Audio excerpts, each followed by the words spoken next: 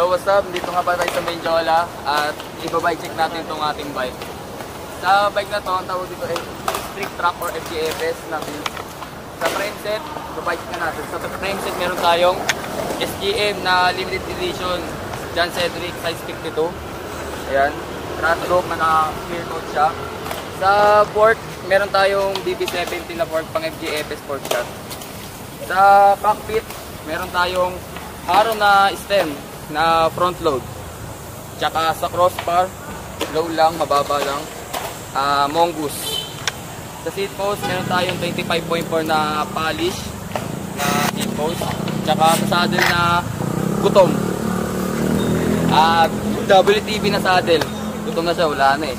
Crankset. Sa drivetrain, meron tayong half link na chain na 44/19 ang ang ratio niya. Sa crank arm, meron tayong light pro na 130 BCD na 170 mm.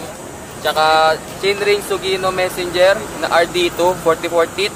Tsaka sa pedals, Exodus G-Star na pedals. Tsaka sa wheel set, meron tayong 40 mm na rim. Tsaka sa hub, XJ hub. Sa rear, Ligo knob. Yan, polish. Low place lang. Tapos sa tires, meron tayong Ragusa na Dragon Race 700/35C. Tapos sa rear 700/32C na tatak. Alright,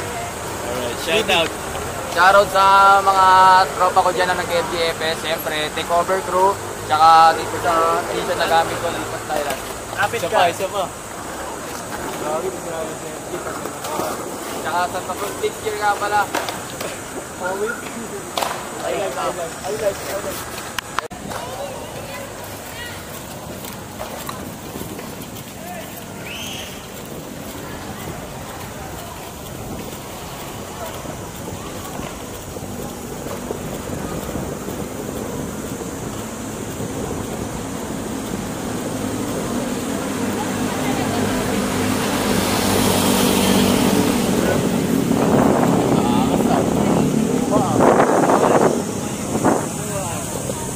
Ano naman?